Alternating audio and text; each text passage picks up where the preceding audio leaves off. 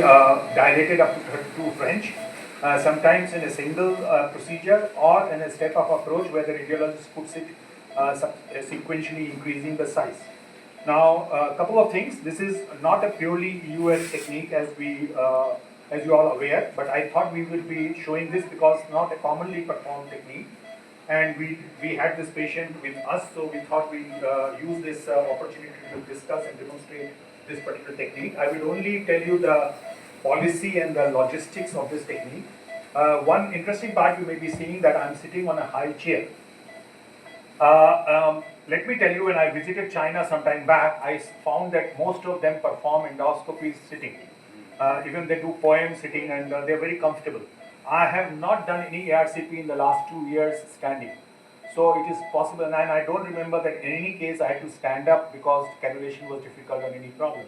So I think over a period of time we realized that ergonomics are so important, your own health is so important, and most of the procedures in which you stand and take the weight of the lead apron and so on can be performed easily without standing. So that's one lesson which I would want you people, even when you are young, to go back to your practice and try it out, and after a little bit of practice you will be able to do it. I had a time, some time back, about 10 years back, when I fractured all my talus bones, and that time also I did all ERCPs for almost 6 months sitting on a high chair. So I had that experience of previous, but now most of my ERCPs and other complicated procedures are done in a sitting posture.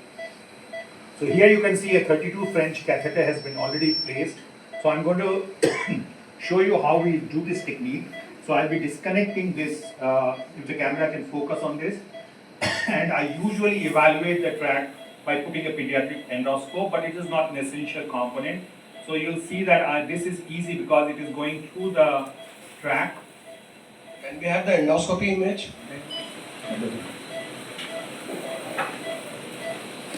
So this you can see the necrotic tissue now. Can you see that? Yes. And so I can easily measure the distance at which we have gone. So distance from the skin is at around, this is 30 centimeter and this is around 18 centimeter. So we know that the depth is around 12 centimeter. So when we pass the adult scope, we will know that we have to go around 12 millimeter, and you can see the necrotic tissue just like you see during the cystogastroscopy.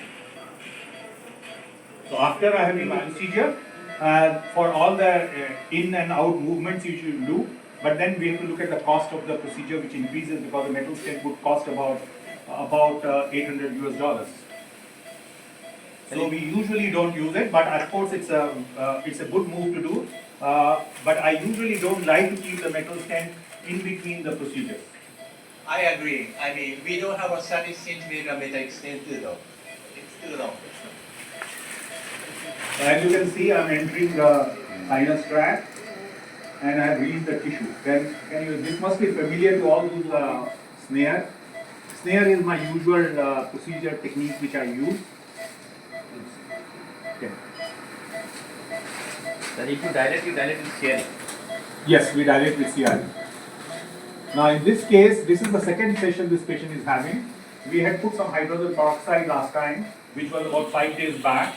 And I find there is more removed necrotic tissue. You can see the necrotic. If you get the granulation tissue all around, that will be the oozing, that will be the end point. But usually we will not go beyond 1 hour or maybe 70 minutes. I agree. If it starts to get a right way of doing it. So you can see that this has got the necrotic tissue. Now only problem is that it can cut through. So you have to be gentle.